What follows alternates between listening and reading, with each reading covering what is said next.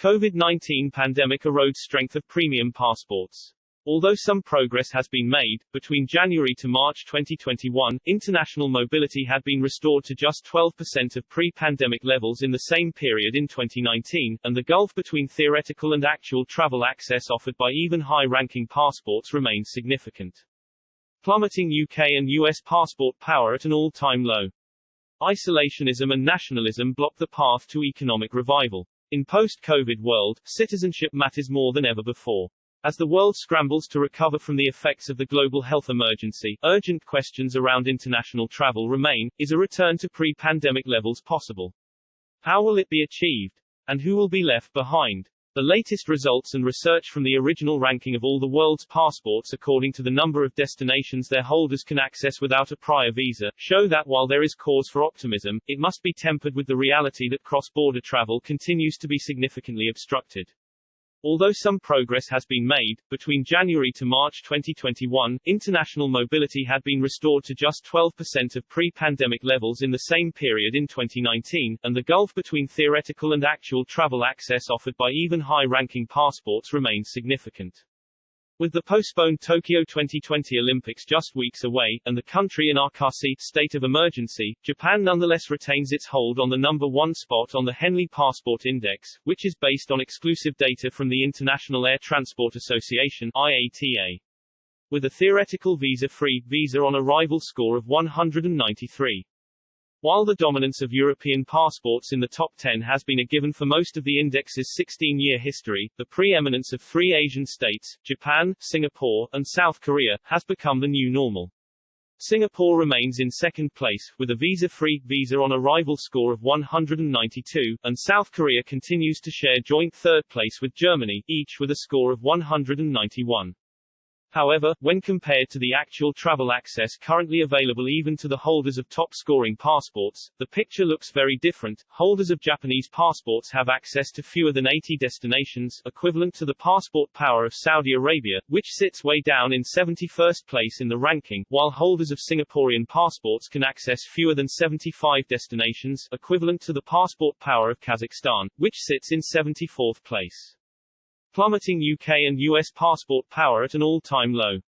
There is a similarly gloomy outlook even in countries with highly successful COVID-19 vaccine rollouts. The UK and the US currently share joint 7th place on the index, following a steady decline since they held the top spot in 2014, with their passport holders theoretically able to access 187 destinations around the world.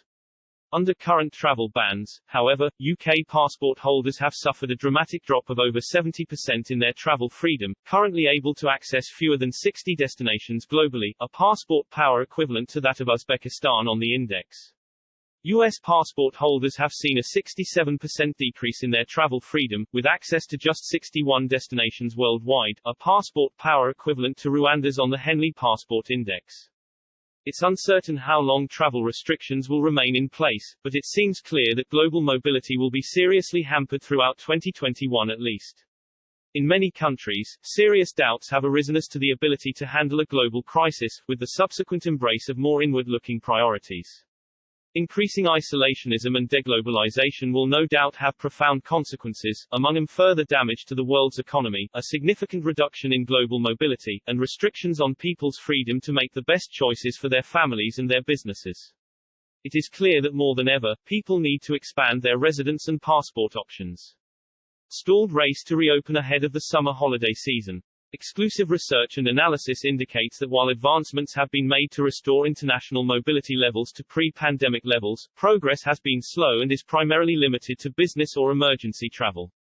Commenting in Global Mobility Report 2021 Q3, political science researchers Ugur Altundal and Amar Zarply of Syracuse University and the University of Pittsburgh, respectively, state that there was a 97% drop in international travel in April 2020 compared to April 2019, pre-COVID. Between January and March 2021, this had improved marginally to 88%, with business and essential travel the primary drivers of the recovery of just 12% of previous global mobility. International leisure travel remains less than 10% of pre-COVID levels and is largely regional as opposed to transcontinental and likely to remain so throughout the upcoming Northern Hemisphere's summer tourism season. Altundel and Zarpley also highlight that while most countries are now gradually relaxing inbound travel restrictions for international visitors, the impact of the coronavirus on tourism has been severe. Since the pandemic was declared, the EU has seen a drop in tourism of nearly 90%, the UK has had a 73% decline in tourist numbers, and the US has experienced a 69% decrease in visitors. Some countries continue to retain strictly closed borders, with those holding the top spots on the Henley Passport Index, Japan, Singapore, and Germany, among them. Lack of global consensus on vaccine passports. Despite the progress of vaccine rollouts and the easing of inbound travel restrictions in certain parts of the world, regional trend analyses suggest that caution will remain the order of the day as governments attempt to manage the risks associated with the spread of new variants of concern.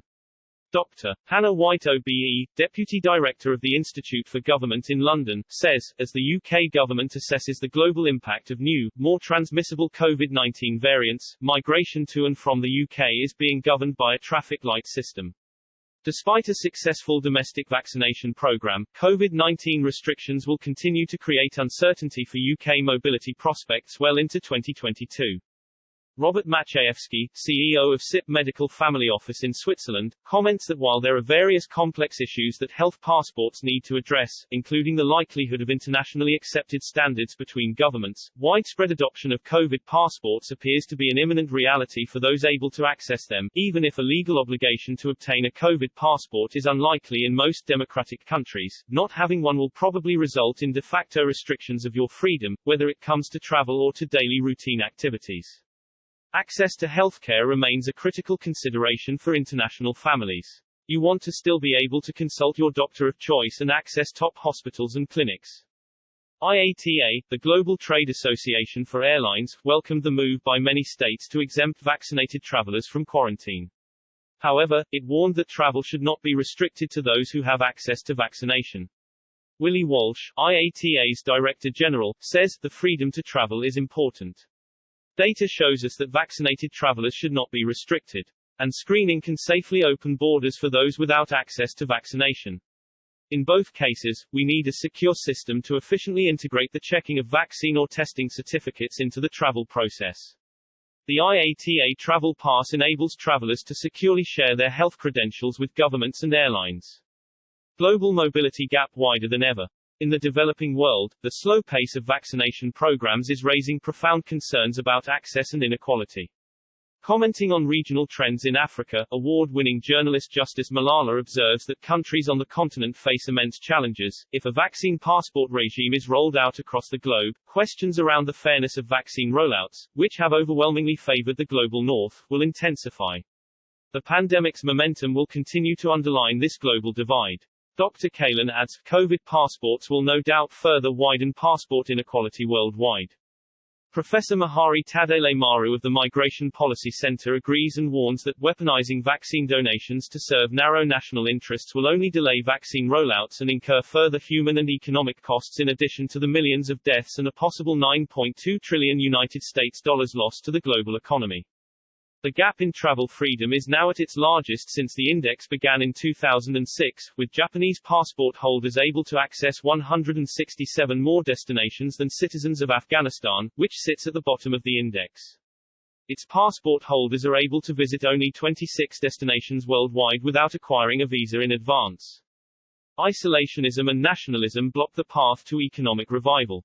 While many countries have adopted inward-looking policies and a protectionist approach as they grapple with the pandemic's economic effects, experts suggest that alternative, collaborative approaches could have far more beneficial effects on a global scale.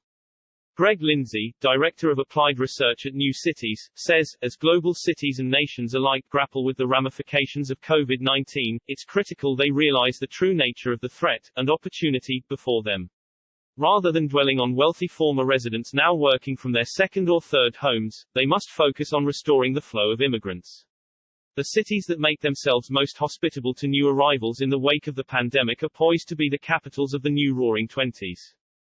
Similarly, Curtis S. Chin, former U.S. ambassador to the Asian Development Bank, suggests that for safe regional and global travel and mobility to return, COVID-19 must be fully addressed in every nation. Early in the pandemic there was hope that ASEAN would play a critical, central role in assisting individual member states with fighting the coronavirus. That has yet to happen as each nation's leadership has focused first and foremost on its own citizens, a reality not just in Southeast Asia, but also in many nations around the world. Citizenship matters more than ever before. Just as before the pandemic, countries offering residence and citizenship by investment programs continue to perform strongly. Malta, for instance, remains in 8th place, with passport holders able to access 186 destinations around the world notwithstanding any COVID-related travel bans. Austria remains in 5th place, with a visa-free, visa-on-arrival score of 189, and Portugal, 6th on the ranking with a score of 188, and Montenegro, 47th on the ranking with a score of 124, have also consistently performed extremely well. Looking at longer-term movements in the rankings, the rise of the St. Lucia passport provides a prime example of the mounting passport strength of countries that offer investment migration programs. Over the past 10 years, the Caribbean island nation has climbed 17 places in the ranking, making it one of the highest climbers of the decade.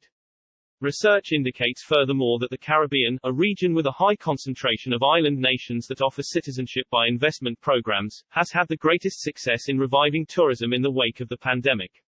In March this year, the region received 40% of the inbound international traffic it saw pre-COVID in March 2019, compared to North America, 29%, Southern Europe, 14%, Western Europe, 5%, Southeast Asia, 2%, and Oceania, which includes Australia and New Zealand and received only 1% of its March 2019 visitors in March this year.